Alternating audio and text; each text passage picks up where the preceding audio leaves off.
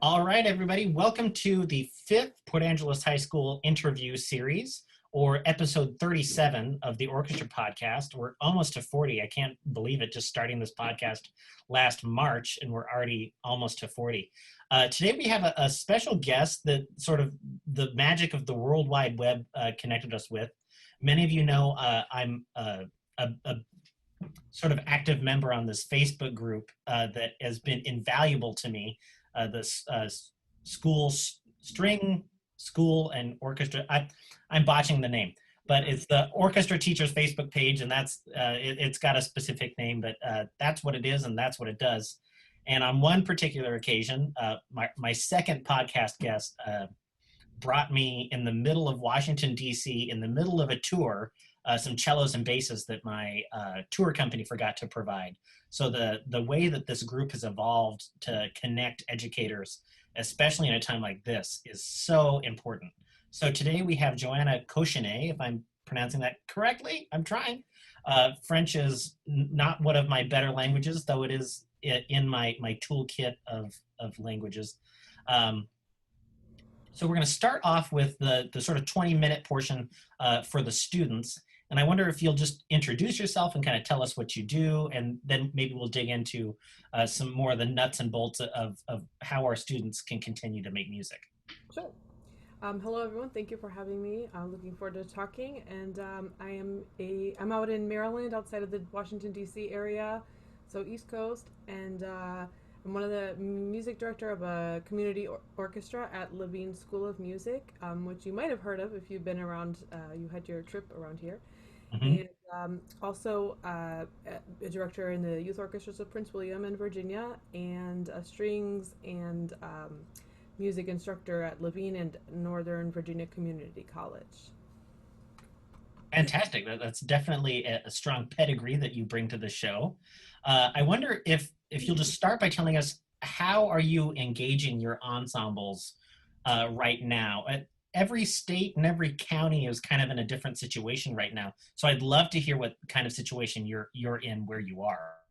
Sure. Well, like everybody, we had to kind of get thrown online in March, and given my where I'm working in the DMV region, so the DC, Maryland, Virginia, I was kind of all over, as many of us are here, the artists, and so pretty much everyone kind of shut down there, and didn't really matter where we were. We just all went online, and so from that point, you know, things started to open up again, and then they closed back down because it just wasn't working. So yeah, so everybody, well, the youth orchestras, actually, we had to close up shop for the spring because we, like many people in the artists world, didn't really know what to do at that point, to go online and think, oh my gosh, how are we going to do this online? And so we just kind of called it an early season, and this year we're opening up to do some planned activities online as well. One of the situations with that was that we're a nonprofit organization that was needing the use of the facilities as well for the schools. And so, with the schools being down, also it also it has a ripple effect. And so, yep. And then the college went online for the rest of time is still online. And then the school, Levine School, has multiple campuses, and only one of which is their main headquarters. And all the other places are part of another arts building of some kind. And so, we're kind of dependent. We're all relying on each other, and the arts. I mean, we all need each other. So right now, that's kind of where we're at. Well, and it's just, I've been having my first couple of Google Meets because in the Port Angeles School District, we are cordially required to use Google as our one and only format to as point of contact with students, and that's just what it is. You can't fight it. You just got to make it work. But I've been asking the kids as we've been having our first Google Meets, is I don't really know how we're going to be able to rehearse yet. I've got some ideas. There's some cool online things that are starting to solve the latency problem. And at least where we are, we could meet in groups of 5 if the top brass say we can. So just, kind of waiting. It's just this huge waiting game. I'm sure you know exactly what I'm talking about. Waiting for this person to say yes to this, to just kind of fudge it a little bit here. And but what we want is to provide students some kind of meaningful musical experience. And so in my first meeting with kids this week, I've been asking, outside of just rehearsing and playing music together, what would you like to get out of our class? And surprisingly, a lot of them are saying music theory and composition. Well, I'm not so surprised about the composition, but music theory, because my fear going into the school year is that the things that we are able to do are kind of the things that kids usually are the most adverse to. Like, yeah, I have a meeting with just the violin players and we do 3-octave scales, which they hate. It's like pulling out fingernails. Mm-hmm. Uh, but it's something they need to learn how to do, especially if they're going to go on to, a college program. I don't want to send a violin player to a college and they don't know how to play their 3-octave A major scale. That would, look just as bad for me as it would be embarrassing for them. Um, but this is an opportunity to focus on those things that we wouldn't have had time for with that, concert goal on our minds. We would never have considered 17th century counterpoint as something to, cover in our high school orchestra class. Yeah. And it seems like we have limited interest in that kind of thing, so much as we're interested in anything. But we were talking about before I started the recording that a lot of our colleagues outside of the realm of music are really kind of bombarding the students because of the situation. So rather than having grace with each other and with the students, that we're stressed out. And yes, we are mostly in our homes with a lot of time on our hands, but it's not necessarily, focused time. It's just not the same. And I don't think we can expect the same workloads out of our students. So what has been your experience, if any, with kind of being thrown in a place where we're challenging our colleagues for our students' time and attention, if that has happened to you at all? Yeah, those are all really good points, and for sure we are all of the areas where involved are, we're trying to find other ways to approach and study the music, which has been amazing because we wouldn't normally go so in depth with that material when we're in person because we're busy rehearsing, which is also really valuable, of course, and you cannot replace that in a in-person rehearsal setting and all of the learning and playing and the fun, social aspect that comes with it. But man, I mean, we've done so many great things to study, and I mean, we can talk about that later if you want, or but in terms of the workload with school and everything, I mean, I think in the spring, it really threw everybody off guard. So I think everyone was kind of feeling the same kind of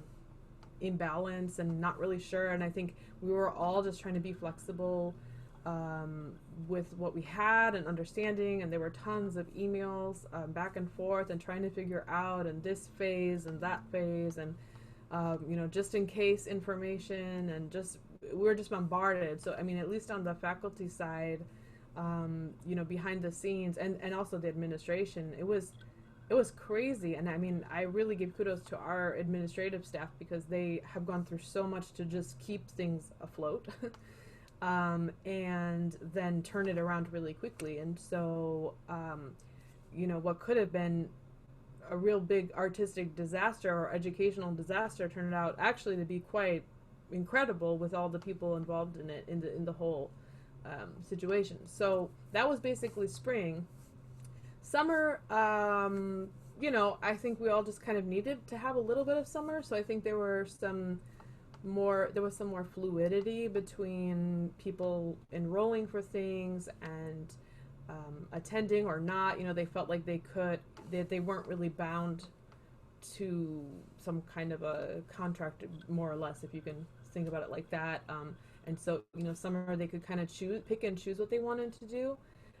And so now that we're kind of back in this academic year situation, yeah, I haven't really encountered a whole lot yet, but I think by now I'm getting the feeling from myself and my colleagues and also the students that, we kind of have it now. I mean, there's still a lot of things that are unknown, but that we can, we've gone this far and we've probably gone through the hardest part of it. I think we can figure it out. So that's kind of the feeling I'm getting. And for sure, some of the classes have gone down like they used to be, not for myself, but for other teachers, like 80 minutes down to 60 minutes, or they were an hour or 50 minutes and down to 30. So, I mean, I know there's, at least around here, there's some schools that are doing those changes. And that's great news to me, because some places are, keeping the time that they're meeting the same or increasing the amount of time. I've heard of, like junior high classes that are required because they can only meet twice a week on, video, and then the rest of the work is asynchronous, that they're meeting for 90 minutes. I mean, just trying to think of 12 or 13-year-old me, even the classes that I loved dearly, I would not have had the focus to stick around and keep through on a 90-minute virtual meeting. And it's probably one of three that I have that day. There's no way I could keep track of that much work. So to hear that people are reducing the times is fantastic. It's interesting because just this week, starting one of the college courses is a 3.5 hour course on one day for once a week. And so we definitely took some breaks and definitely tried to plan for different kinds of activities and not just, me lecturing, staring at the screen and, just it's not going to work. Even for myself, I could even feel, on the screen after 2.5 hours, I was like, okay, well, we're going to make it through. Try to keep things interesting and change things up a little, maybe do some activities off screen and whatnot. Well, and having, as much as we have grace with our colleagues, I think it's really important that those of us who are educators have grace with our students. That this isn't easy for anybody, and asking for that grace for ourselves as the teacher from our students. That you know what, guys, like I put together a lesson plan and I've got something planned for us, and we're still gonna tackle some topics that are important and meaningful. You're gonna get the education that you expected. But it's going to look a little different, and sometimes I'm going to mess up the Zoom meeting and put you in the wrong Zoom room, or my connection's going to cut out in the middle of the lecture, and I just need your grace. And as long as we can be gracious with each other, I think we can make it to the other side of this. And as I have sort of watched the drama unfold on the school orchestra teachers page, younger teachers are really panicked because you went to school to learn how to teach in a certain format that did not include this digital component. And there are, older teachers in a similar way. And then the really experienced folks that I've talked to say that this isn't the worst thing I've ever experienced. And even though I'm probably not going to do a great job of the online learning, there's an end to this situation. And just having faith that we're going to get to the other side of it and doing our best while we're in the thick of it, I think is the best advice that I've heard regarding the situation. Yeah, I really think even in the springtime that you're right. I mean, we weren't prepared for this when we were getting our experience and our education and training by any means. But on the other hand, well, for one, I mean, having a little bit of more grace for ourselves and allowing some, forgiving ourselves or allowing us some extra time personally to do things was really helpful for me.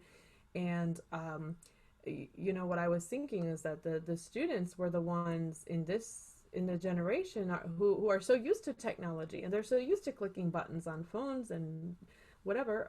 And so they really, I mean, I've had some very wonderful students, school age and adults, and they've all taken to it really well. But I find that the most successful ones were the younger students, because they were able to flex very easily, and even teach us some things. Like, how do you do this? Oh, they already know. So, so it made it a little bit easier, I think, in that regard. Well, we're kind of coming in at the end of the time that I've set aside for the students. I've got a question for you to be directed at the students, and it's if I can't come to the orchestra classroom and make music with my friend, who, and this is the only period that we have together, but we've been friends since fourth grade. What is the most compelling reason that I should stay engaged in orchestra when I can't have that social element that really is the reason that I stay in orchestra? That's a really good question. Well, there's a couple of things to think about. One is there is an end to it, and you won't want to lose out on all that time. So, practicing on your own, which you would hopefully be doing anyway. But, there are so many ways right now that in the technology department of things, that are coming up with some pretty cool ways to try to stay engaged and play along with your colleagues and your friends, and be able to still collaborate even if it's in an online way. Yeah, and even hopping on board if you're able to see each other. I mean, it's something to look forward to help get us through, and to talk with each other. And I think that having the relationship with your teacher and with your students is going to help you get through. Well, and like I said, we had our first meetings this week in the school district here in Port Angeles, Washington. And I didn't really want to start off with, hey, bring your instruments, we're going to play in this kind of format, because some of my bass and cello students still need a school instrument at home. They don't quite have one yet. And we're all kind of I'm not a really privy to everybody's situation of, some people might have had a difficult summer. I'm sure you see some of your students have, the camera turned off kind of permanently, and it's definitely not my place to demand that they turn the camera on. But the big takeaway from our first meetings was just seeing some faces, or at least seeing the name that they were there, and then I could hear their voice and they could hear me, and just know that we're reconnected and we're back together, even though it is virtually, and that there's some kind of promise that we're going to put something together to stay connected and to continue to make music, even though it's going to look totally different than what we've done in the past. But we're doing our best to throw something together, as long as our students can have some grace with us, that we're still figuring out the best way to do that. And hopefully, before too long, we'll be on the other side and we can get back to normal. But we don't know when that's going to be, and we've got to plan for the worst as it stands right now. I love your answer to that question for the students of why they should stay engaged, particularly the kind of losing time. I mean, playing an instrument is not like riding a bike. I'm sure when you were going through graduate school, or even in undergrad, just some of those like finals weeks where maybe you had to spend more time in the library than in the practice room, just a couple of days without that continuous practice, and you're back a mile. But I've heard some great success from people who manage to stay in touch with their students and do little practice sessions. And Dr. Thomas Dickey, who teaches at Oklahoma State University, he is able to meet in person with his students, and was saying on my 2 episodes ago that he was expecting kind of a less than ideal sound, but it was like they had never stopped playing together. And if we can get through this and take advantage of the opportunities that are here, like us talking right now would likely not have happened if this pandemic had never occurred, and we would be, much much the worse for not having your and others' expertise brought into my classroom on the other side of the country. So I think the final word before we say goodbye to the students is to see the opportunities here, and to know that everybody in music in this country and outside of the country even are here and available to help us continue to make music together. If anything, we're more connected than we were before. Any final words for the students before we say goodbye? Yeah, I mean, I think that's really great. I like the idea of keeping, kind of keeping the eye on the prize, and I really think that the external work that we're doing online is just gonna make everything that much sweeter when we get back. And who better than to come up with something than the whole community of creative-minded people. So we are doing the best that we can with it, and yeah, it's going to add to it when you come back. So good luck with all of it. Well, fantastic. Well, I certainly hope that somewhere down the line we can get you in one of our Google Meets with our students and share your more particular expertise. But I'm going to go ahead and do a stop restart on the recording so we can have a clean break here for the students and for the teachers who are listening. I like to make both available for the teachers and for the students out there who have the hour and 20 minutes to listen to the whole episode. And I just want to thank you so much for speaking directly to the students and for your time. But we're going to continue the conversation for the teachers out there. So thank you, students, and we hope to meet again soon. Okay, and we are back to continue our conversation here. We were just talking to the students in particular about really kind of what's the buy-in right now when we can't meet and rehearse together. But maybe a further point to talk about is the collaboration between educators and professionals in the music community. And what has been your experience of reaching out during this time to people who need help or people who have help to offer? What has been your experience as things kind of shut down and people are looking for help, looking for jobs? You have a totally different perspective than I do in your line of work. If you could talk about that. I think I kind of rambled there about what my point was, but go ahead and take over. Sure. Yeah, let me know if I'm not getting the gist of it. But yeah, no, I really love the opportunity. I do miss rehearsing and being able to perform. Of course, absolutely, we all do. But this has given us an opportunity to bring in guests. I brought in multiple guests in the spring, and we'll have some in the fall, and lots of people are volunteering and helping each other out, which is just tremendous. And yes, the Facebook groups and all of these things have just been marvelous in terms of connecting people and really helping each other out. And I mean, in a normal situation, a lot of us, we do want to be, shall we say, paid for our time, right? Our time and expertise. But in this case, people just really came together, and it just was a village. And it was like, you need this, I got it here. Well, and if anybody knows what it's like to work for experience or just as a favor to a friend, it's musicians. Yeah, I mean, we've been doing it the whole time. But we all benefit, from it, and it's been pretty cool to see. Yeah.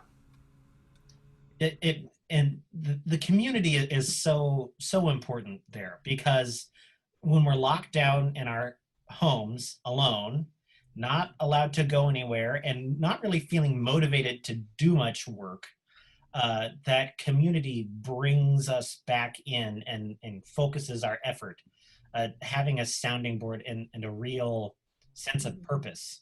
Because it's kind of April, May, when the school wasn't really sure how we were engaging with students and whether or not grades were going to count, or the motivation to engage with students really was not there for a lot of people, and especially for the students, and maybe that's when they needed us most. And so I made a point of just connecting with students in a totally non-musical way, of just like doing check-ins of how are you doing? What do you need from me? And I continued making this podcast, and it was available to them as one of their 3 options for the week. Is they could read a chapter out of the Burton Kaplan Practicing for Artistic Success, if you know that book. I don't actually. I have to look it up. It's fantastic. The chapters are really short, and it's a very concise guide for how to make your practice more focused without getting frustrated with yourself and not setting achievable goals. I think is really the takeaway from that textbook. But in the back, he's got all these practice organizers that are just so straightforward, and this is totally sidetracked, but it's a point I'll make. And it's something that is a big part of my philosophy is that I don't care how long a student practices, I care how often a student practices. And so the Burton Kaplan book has these organizers in the back, and anybody out there, I strongly suggest you go on Amazon and buy the book. And it you list the pieces you're working on in the priority that you feel they come in, and hopefully if you've got a private teacher or you're at the university level, certainly you're going to be working with someone who's going to help you sort out your priorities. And then you sort of decide how much percentage of the time that you will be practicing you'll devote to each of those priorities. Not like, the old school practice sheets from when you or I were younger in coming up in the music programs of your parent signs that you practiced an hour on Wednesday. And realistically, I think those kind of practice sheets hurt the people who tell the truth, that they only practiced 40 minutes on Wednesday, not 60 minutes. And everybody else just lies and said they did do 60 and have mom and dad sign it. But having students think about how they practice rather than how much they practice can really focus their efforts on what they want to improve. And that brings us full circle to what we're working on right now with our students, and the ways that we are able to engage with them is really identifying the areas for growth in our ensemble's abilities, and where there's gaps in understanding, gaps in learning. I think my many failed attempts at virtual orchestras have showed me that my students don't particularly have a firm grasp on steady beat. Because to make these virtual recordings, I mean, you've got to not just hear the metronome, but kind of become the metronome, or the video just won't sync up. No amount of editing will fix your submission if you couldn't follow the metronome. And I've totally changed the kind of repertoire that I'm going to bring to the students, because I think on the orchestra string side of music education, we don't do things like syncopation very often.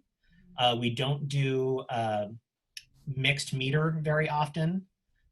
We tend to avoid more difficult rhythmic pieces just generally, because we're so focused on getting a really good tone out of our string players, because tone is kind of like the biggest hurdle right after intonation.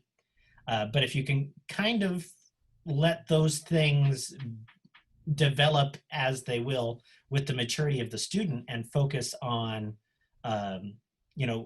rhythmic literacy and note literacy, that whether or not your G sharp is totally in tune, can you identify on the that note on the page, and the finger position to make that note happen, and then we'll get the intonation together. But really focusing on that literacy portion, especially when it comes to rhythm, is something that I'm going to start focusing on because of that failed experience with virtual recordings that I've had. Well, yeah, absolutely. This is a great time to work on those, like you say, some gaps. And what's interesting is that they're all over the place, because I mean, when you're in a rehearsal, you're working on usually the music, right? And then maybe you might diverge and try to like work on a particular rhythm that the whole section is having, or a particular bow stroke, or whatever it is. And or it might be a music theory element and an understanding of some harmonies and bringing things out, or working on dynamics, which of course, as we know, online is almost impossible to try to do, but at least you can address those things in a more, shall we say, academic way, approaching it a little bit differently. And so it actually provides, I mean, by having this opportunity that we have to focus on it, it's allowing us to have some variety in the playing, in the study of what's going on in the music. We've done some in some of the groups in the classes, some score study and part study, so they could see what the other parts are doing, and trying to find, and those are great opportunities to ask questions about, okay, well, if you're playing violin one, doesn't mean you always have the melody. So, who has the melody in the spot, and they can try to see it, or who's playing on the downbeat or who's playing on the offbeats, and by allowing them to see the score, or parts, or however you want to work through it, and then we actually did some annotation too. Those programs you can draw, circle things, mark dynamics, and all kinds of things in colors, and that was really, really beneficial. I would love to do some more of that, and try to have a group discussion, and making sure that they can see the same things that we would see as the directors. And if I may just throw out another, I can do this after as well, but there are some programs right now that are being built where there's no video and audio editing needed, where you can just be practicing over. So ideally, a teacher might play a particular part as a reference, and then you can practice and practice and practice, and then record it.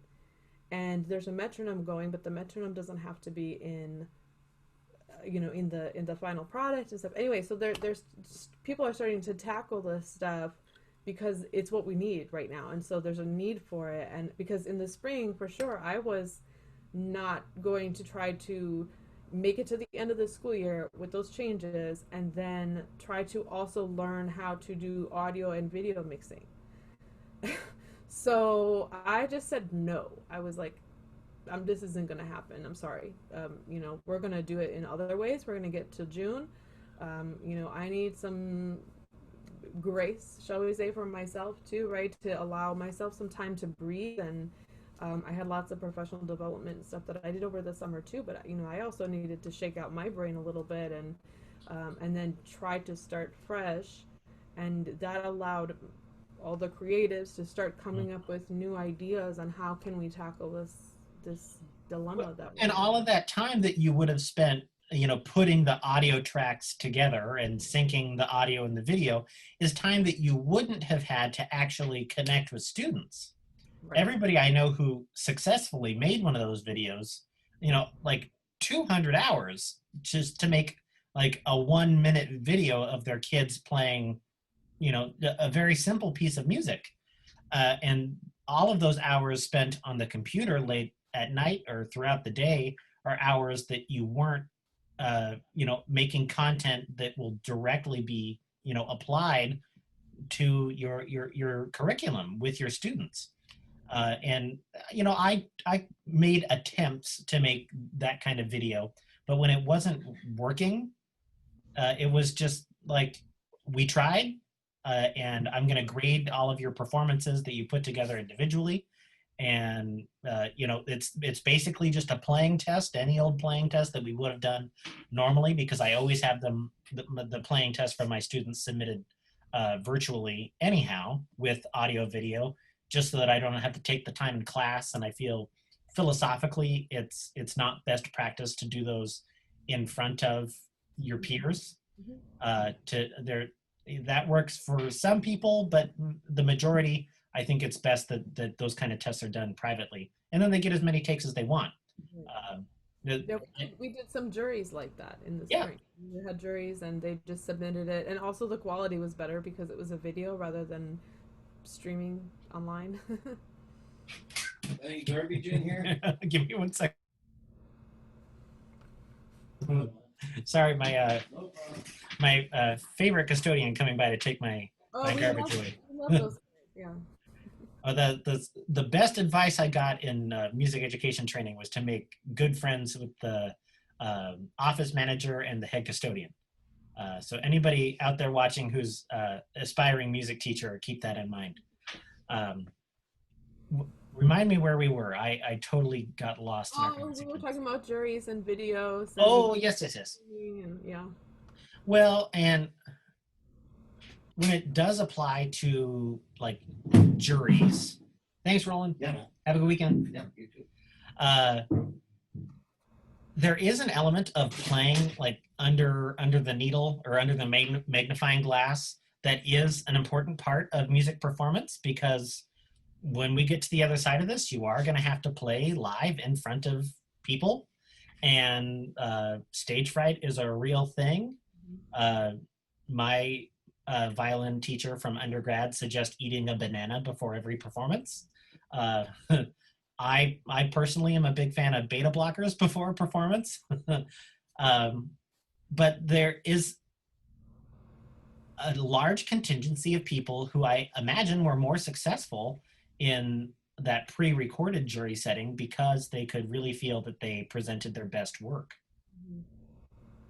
Yeah, and we also did some recitals actually through Zoom, and it was not ideal, but that wasn't the point. I mean, the point was well, there's still a performance element to this, and to your study, and not to say that we couldn't hear all the students quite as well because of the way it was, but we try not to focus as teachers. Well, you needed evidence of their work. Yeah, well, yeah, but also just going through the motions was hard enough for them, and let alone on Zoom. And we kind of had we had a private concert kind of setting, so it was just families, and it was very intimate because we were looking into people's homes, and you can see the families and the dogs and the cats and babies crying and things, and so it was actually quite nice. I thought it was really supportive, and very different. Definitely have never done. I mean, we've seen concerts being streamed online, with the official setup, and people are expecting to play. I don't know, isn't there like YouTube Live, Facebook Live, those kinds of things where artists are out there performing like that? But here you have students who, we just never had an experience like that before, and I think we just tried to all make the best of it, and at least give them an experience that we were, we still made a program for them, we were announcing pieces, they were still practicing, doing all that, and people were still nervous, just like if they were in person. So it was like the real thing. Well, and that's one of the ways that I anticipate will present concerts this year at Port Angeles High School, is interspersing the small, chamber groups basically with solo performances. Because we have a number of incredibly talented students that work, hard hours outside of school on their instruments. And really, they only get to perform solo at our solo and ensemble contest later in the year. But I'm hoping to include some of those solo performances throughout our sort of video concert montage. But also setting up all of my students, not just the sort of high-powered orchestra-focused kids, with a solo. Because I think those of us in the public school world, we're just so busy trying to, get the group together on a piece of music and get the piece ready for a concert that we would never even consider giving every student a solo.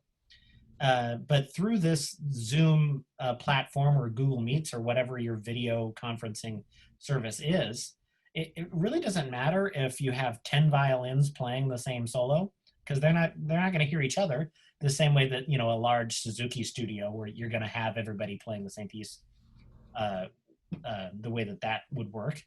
But to maybe focus on giving every student a solo piece and focusing on their sound by themselves. Because I'm sure you've noticed in your own rehearsals when we were in normal rehearsal settings, when like the fifth chair second violin is gone, for whatever reason, that person is who was holding the whole section together. Not rhythmically necessarily, but like giving the people around them the confidence to play. And we are discovering how important each individual is. And if we can make each individual a stronger musician, that when we do get back to rehearsal, we're going to find that we didn't take three steps back, but that we took leaps and bounds forward, hopefully. Yeah, this is something I've been kind of drilling with my adult group, because I have the adults are wonderful people. I love working with them, and they are very passionate about their own education. So they've kind of stuck around and stuck through this whole time, even though you know, some of them didn't particularly care for the experience because it's not what they originally signed up for. But many of them are eager to keep learning music in new ways that they would have never thought of before. And now this year I've said, you know, be ready to come off mute, because you know, if you want to get the feedback and you want to do your best, and we want, like you say, when we come out of this, you're going to be ahead rather than behind, then I need to hear you individually in front of the class. Because in the spring we didn't do that. I was like, you can just follow along with me. You know, we didn't play every week. We just did, you know, I would play with them and they can be on mute and that kind of thing, and interspersed between other activities. But this time I was like, all right, we all know what we're in for, and you know, this is the only way I can help you, is to do it. So and we've only had, you know, this is actually one of our first weeks back, so we've only had one class so far, but yeah, it's gonna work out fine, and hopefully they trust me. Yeah. Well, one of the ways that in public school that we to keep our certificates valid, our teaching licensures valid, is by getting clock hours, by going to, you know, professional development things.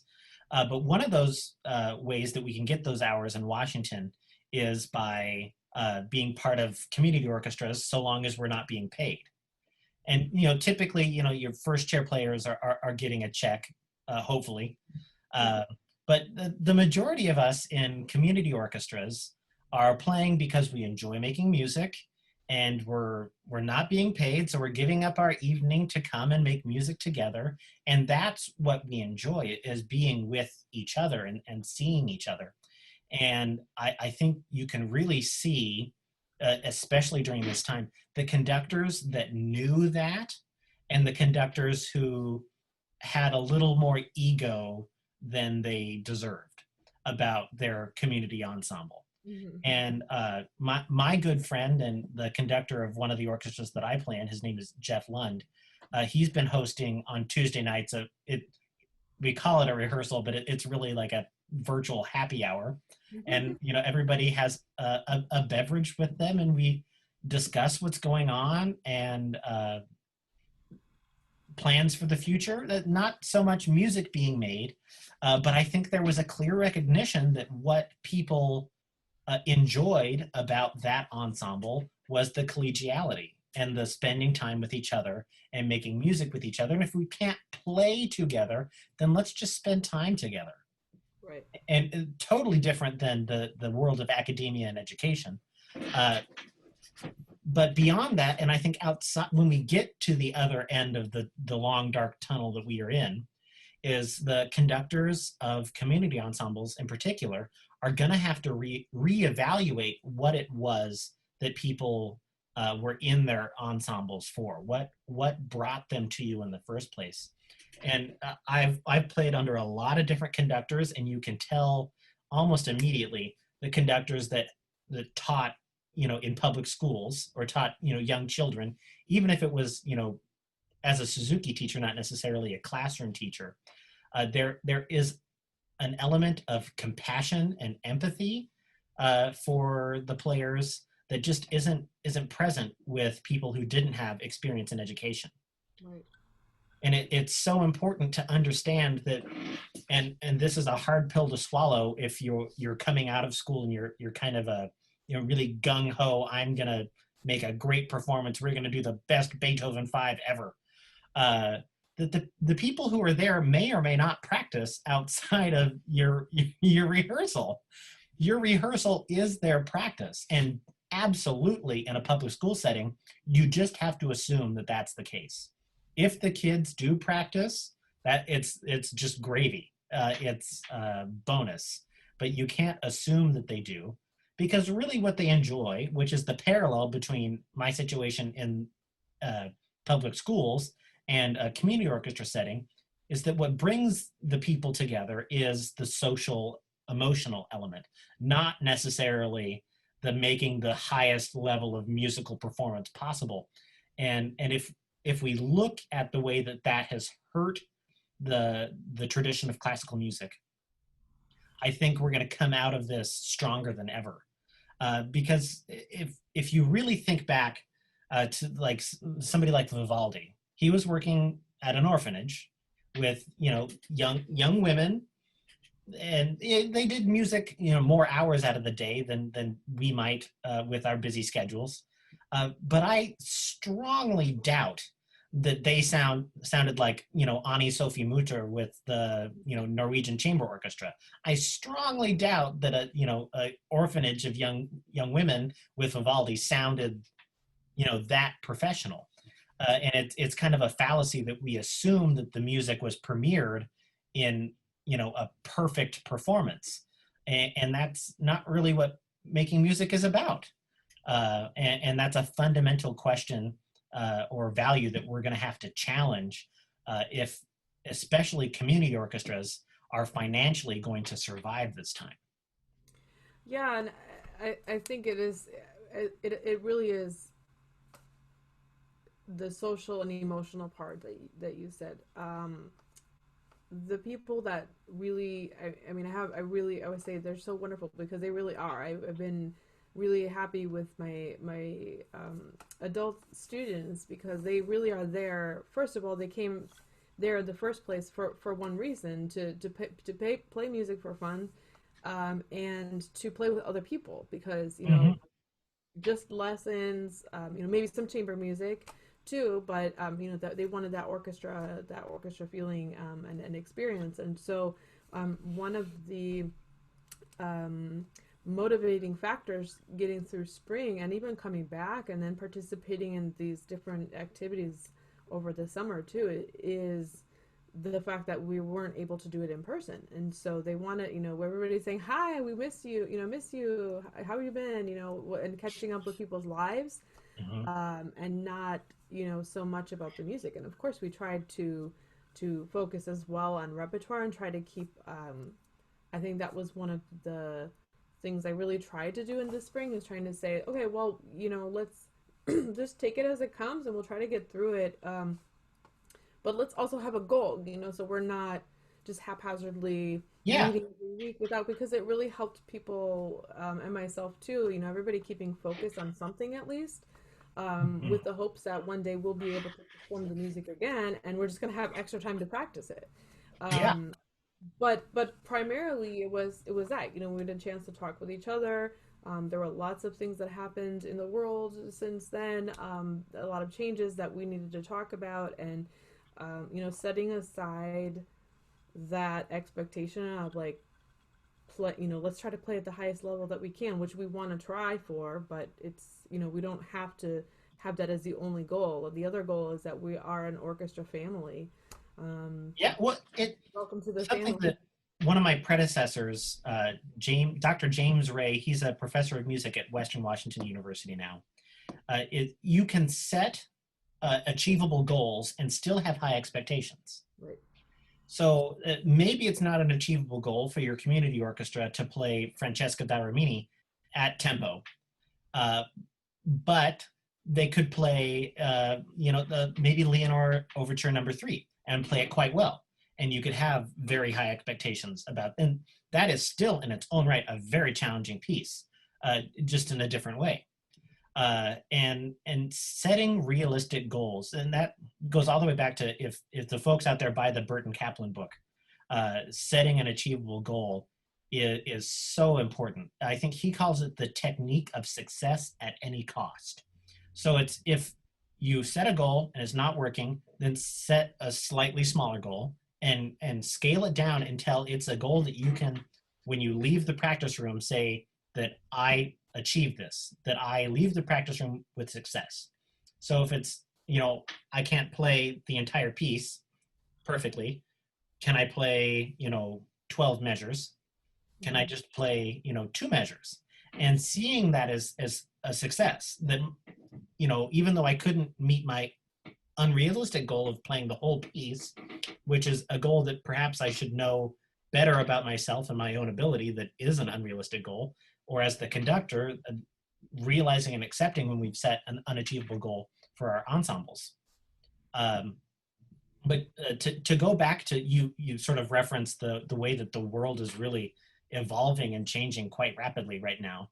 If there was ever a time to totally revolutionize the way that we teach music, the way that we perform music, and what kind of music we perform, in particular celebrating people of color and women, more so than ever. But now is the time to do it, because we've kind of hit reset on everything. Mm-hmm. And we've got a bit of time to step back and look at the way that things have been done and the way that they need to change.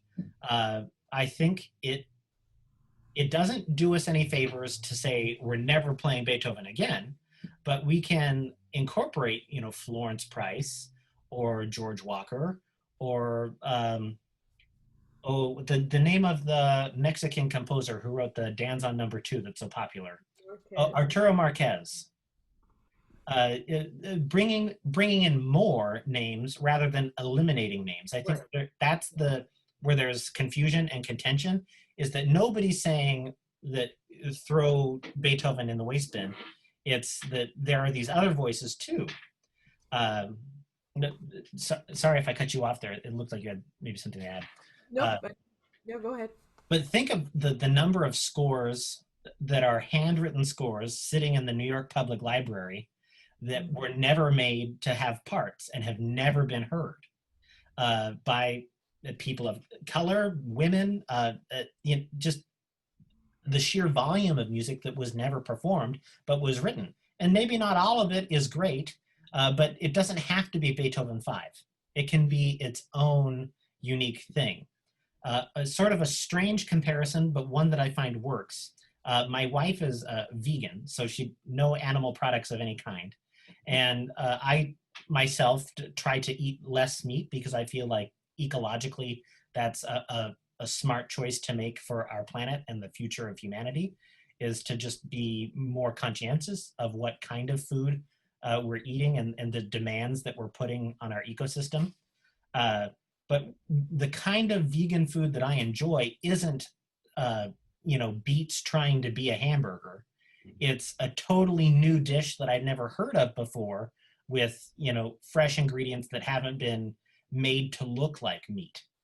So the music that we're going to enjoy, much like, the tasty vegan cuisine, isn't going to be music that is trying to be Beethoven. Because a lot of people have tried to do that, and very unsuccessfully, and it's just not worth it. But people who are being themselves, like I think Florence Price is a great example of, she wasn't trying to be anyone else.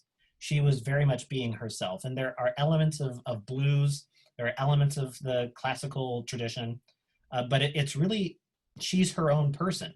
The same is true for George Walker, or some of the South American composers that through Gustavo Dudamel and El Sistema, we've heard some of these composers, and they've become popular in the West, but I think there's even more that we haven't heard. And it's like that vegan dish that isn't trying to be meat. We need pieces of music that aren't trying to be something that they're not. Yeah, I that's a really interesting way to put it. So I'll never look at beats the same way again. But it's I think that there are, I'm a little bit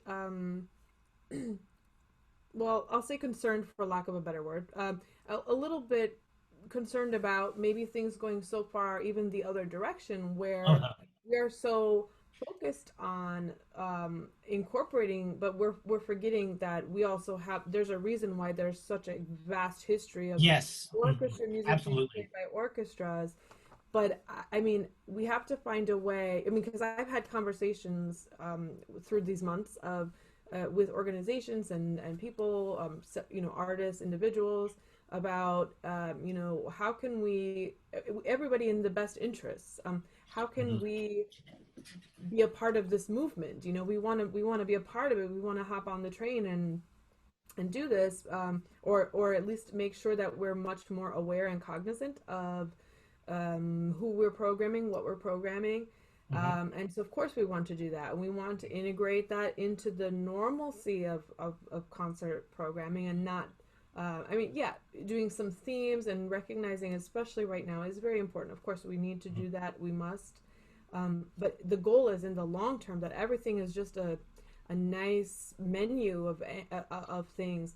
But Yes. other things that people are not always considering is, well, I like your idea, or the comment about, you know, let's not try perhaps to say it's a black Mozart, for instance, right? Because we've probably heard that term a couple of times. Thank you so much for bringing that up. Yes, absolutely. He's not Black Mozart. He's his own composer. Right, they're their own person. They might have their own style, or maybe they are, you know, maybe there's a deliberate use of a theme from somewhere that, you know, of course, you know, it's um obvious or something like that. But that's, yeah, I think we need to kind of stay away from some of that too. And Well, you're right. If the Concertgebouw Orchestra were to stop playing Beethoven symphonies, I think the whole world would be hurting.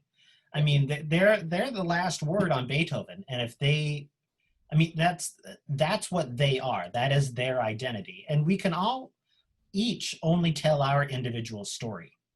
And when there's an opportunity to allow another voice to tell their story, uh, you know, we don't tell the story through our lens. Like if I were to program the official or unofficial, I'm not sure, Black national anthem, Lift Every Voice, I wouldn't arrange it myself as a white male. I would invite a composer who is an African American who is familiar with the work, for whom the work is an important piece of music for them, to arrange that and perhaps be in attendance at the performance and introduce that to my audience. Because I'm a white male. That's the story that I have to tell. I have Norwegian heritage that I'm fond of, and Hardanger fiddle is a really cool element of folk music, and that's my story to tell. But the stories we need to tell right now are maybe not my story. Mhm. But there's still a place for Beethoven, and if we throw that away, that's just a huge not only educational tool, because I think you've not served your students well if you get out of undergrad not having played a Beethoven symphony or never having played a symphony by Mozart, because that is such a staple of our Western tradition. But adding in as appropriate and when the right person is present to introduce uh, their particular flavor of music, it's important that we do. But like you said, there is a danger there of throwing the baby out with the bathwater. Yeah, and I think another thing to consider, and we can consider it as educators because we have been trained to do it, and you know, we have a passion to do it, to take the time and do the research. Mhm. But we also have to consider the full program. I mean, depending on what we're trying to achieve, you know, what is our goal, who's our concert for, who are the musicians, you know, all of those Mhm. considerations. But also, um, you know, can we play something that has an array of percussion? Do we have the players for it? Or Yeah. do we have the budget to play this great, amazing piece? Or can we find something else that's maybe not the same instrumentation? So there's a lot of other logistical parts too. It's not like, it's just so that that standard rep has been standard, kind of for some reasons because of the instrumentation, for example. But it Yeah. doesn't mean that there are not others out there that would match it. Mhm. And I think that that's the point. Let's not call someone a black Mozart. Let's just, let's call him a contemporary, maybe, him or her, who's writing, and this is the same kind of orchestration. We can do that at our school, or we can do that in our orchestra because we have the ability to do it. So I think there's even more beyond, there's absolutely something to be said about the social aspect of it and the value of incorporating women and binary and people of color and non-white dead men. You can go on about that, but there's a lot more behind the scenes that maybe not everybody thinks about when they're doing the planning. So I think that becomes almost a little bit of a stressor too for the leaders, for the directors. There's a lot of passion and urgency, There is. behind what we're experiencing and behind what people are feeling right now. And We're I trying. think we're pushed to make decisions that are kind of made in that passionate, urgent situation. There is absolutely a place to introduce new or unheard of or underrepresented composers on the scene, but to drop everything and do just that uh, might not serve the community you're in. If you were running a community orchestra in a place like Atlanta, where you've got a demographic much different than the one that I have in Port Angeles, which is mostly white, and you've never done music by a person of color, I say now's the time, and it's been a long time coming. I think places like where I am, it's going to have to be a little bit slower of a rollout, but still no less important that we do introduce new voices, but not that we, drop everything and run. Yeah, no, and I think you say it's like it's a long time coming, and I think that's true in many more communities than just um, an all white community. I mean, I think it's just it's been avoided, maybe not necessarily intentionally, but I mean, come on, like we could have Yeah. done Well, really there's so many places in our country where, especially where I grew up here in Washington, we had convinced ourselves that racism was not an issue because we didn't have a lot of people of color around. And when I was born, the governor was an Asian man, and all of the important people in my life were women. I was convinced that it wasn't a problem, and right. turns out for a lot of people that whole time it had been. And I'm so glad that these stories are coming out, and the things like the Me Too movement, and people, even though it is a gruesome thing to watch, filming uh, police brutality, is there's not more. It's that it was always there, and we're just seeing more of it. These are really kind of hard conversations to have, but like you said, that we've been avoiding. And so let's have them.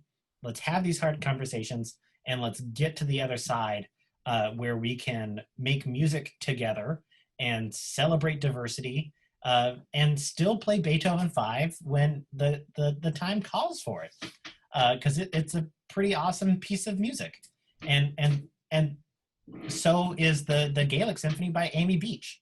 That needs to be played too. Yeah, I think this time has really been great for these conversations because let's be honest, how often would we have gotten a cup of coffee and had one of these kind of conversations in a local coffee cafe or in the lunch room or breakfast? Never. Never. So I mean, there's something pretty magical going on through all this, and I hope, and I can't imagine it's going to stop, but I hope they continue because even when we go back in person, I mean, look, all the musicians are like, well, Zoom's probably been around a little while. Skype's been around for a long time. Google Meets Yeah. has been around, I think, for a while. So, and why have we never thought like we just because we didn't need to incorporate it into our rehearsals by any means or teaching. Now, I shouldn't say that because I mean I know the public schools, and the private schools are using like Google Classroom and things like that to try to keep their actual school paperwork and assignments and those kinds of things in order. But in terms of a platform, an actual platform that connects people from all over the country, all over the world, at different times to talk about very interesting, important issues, and people are sharing. It's just been pretty incredible. So, I do hope that those things continue. I can't see. I mean, we're in 2020. Sorry to say the number because it's like kind of now, but I think we were I think a little bit behind what could have happened. Anyway, that's over and done, so we're not behind anymore. Now we're on the path we're using the technology. We're talking. We're creating still in new and unusual ways, and I don't think that we're going to be looking backwards. You know what I mean? In terms of we have access to this, we should now be using it. And maybe we'll take a break from Zoom when we go back in person. But in terms of workshops or opportunities, like I was able to bring people from other states to talk to, and I'll have someone from another country talking to my groups over the last months and in the future months. And also we connected with a similar community orchestra in California. And there's no way we would have had those opportunities. Yeah, well, and for like professional development in particular, the string teachers in Washington, we have the Birch Bay workshop that happens up in Birch Bay, which is up north near the Canadian border. But since that was canceled this year, and instead, a lot of us attended the string teachers workshop put on by Ohio State instead. Which normally would have been very expensive for us to get to, and the entry fees and all, paying for the hotel to stay out there, and gave anyone access to some of the best and brightest string teachers out there and educators who are shaking up the world in string education. It gave all of us access that would have just been happy to go to our little local affair, which is nonetheless important.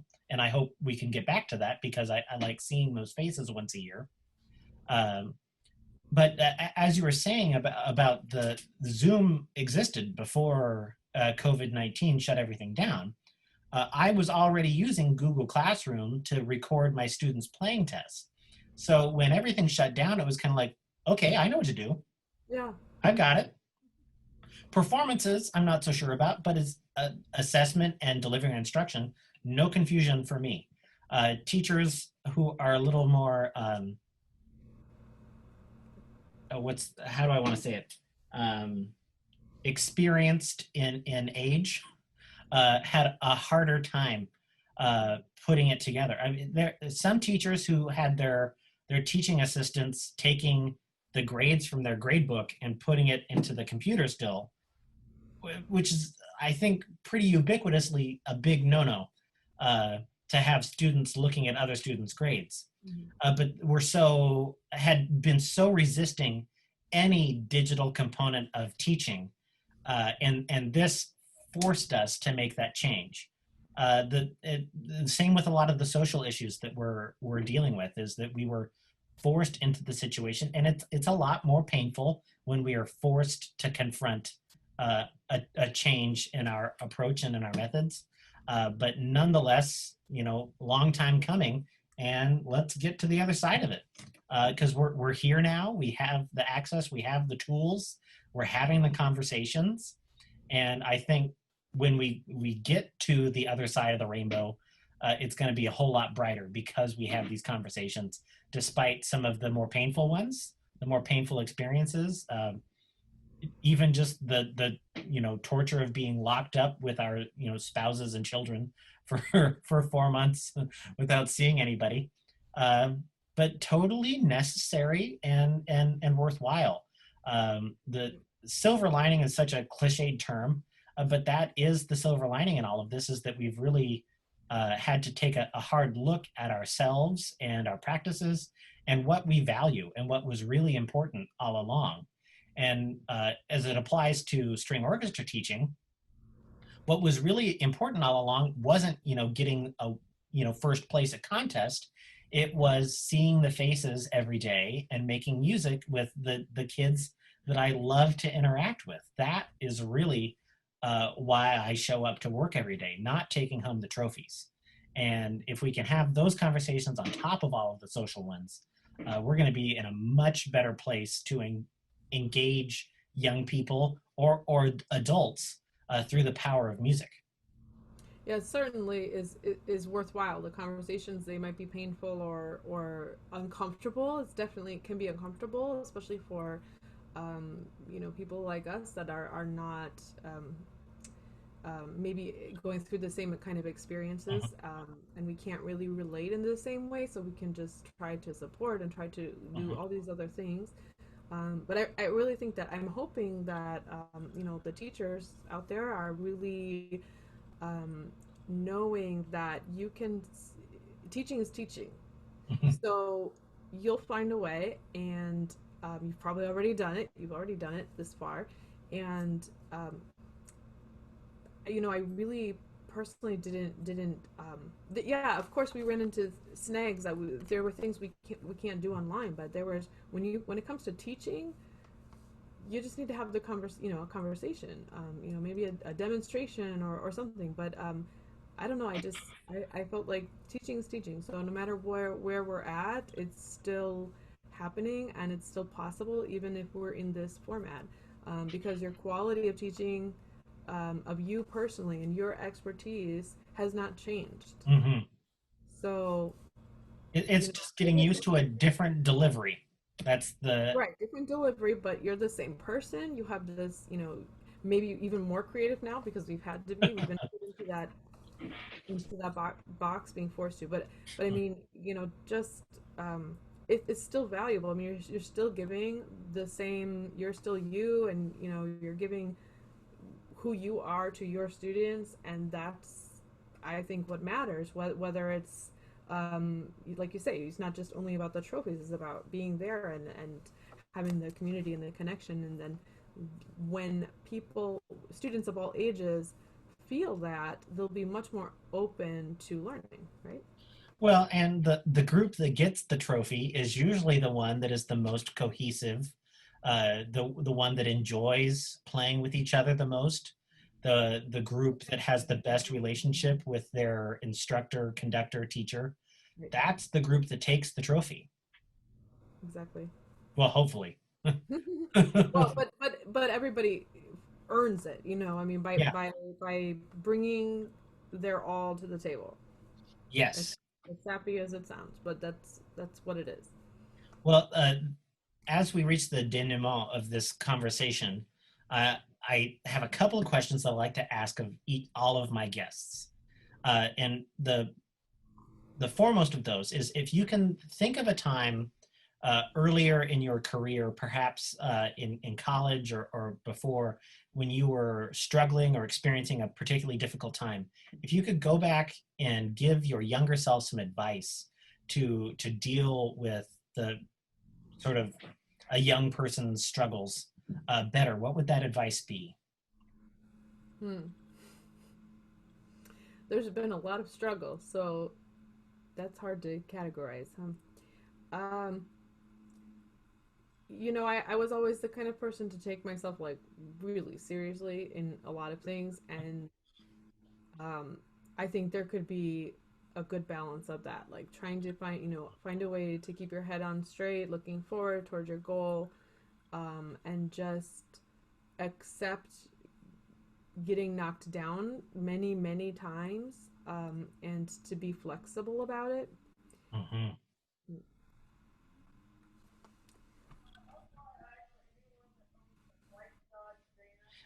The intercom just came on. Sorry.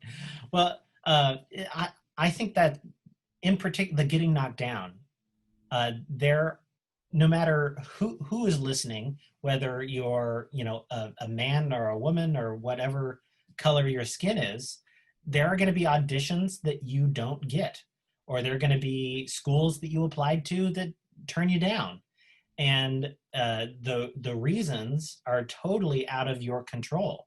And just what comes to mind is the other people that applied. You don't get to control who else asked for that job, and they're putting the work in the same way you are. Hopefully it's not a disingenuous situation where you've been Right. prevented an opportunity that you did deserve.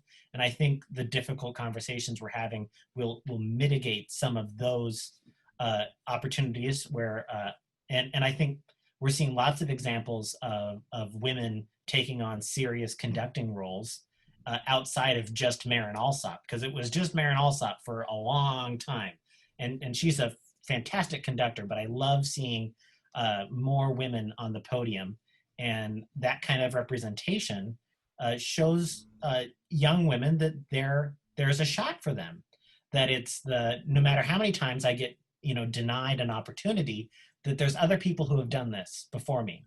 And that's the crux of what representation is about from my perspective.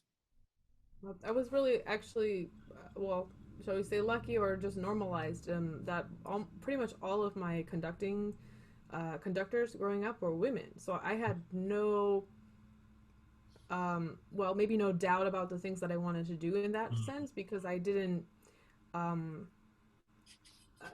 see that it was going to be a problem for me. Mm-hmm. And I was actually quite surprised many years later to find out, for instance, that Maren was one of the only, women up into the higher ranks, of course, of the orchestra, which is very different. But there's lots of women conducting and directing and teaching. And so I just never thought twice about it. But I know that when I guess my younger motto, and I guess I still try to keep to that one because sometimes it can get tiring, is you go and knock on the door and you expect the door to open, but if they turn you down and you say no, you go, okay, I'm going to another door. Yes. And that is the other side of the representation coin, is that it is important that we have representation throughout the music community, and not just people that look like you, but people that don't look like you.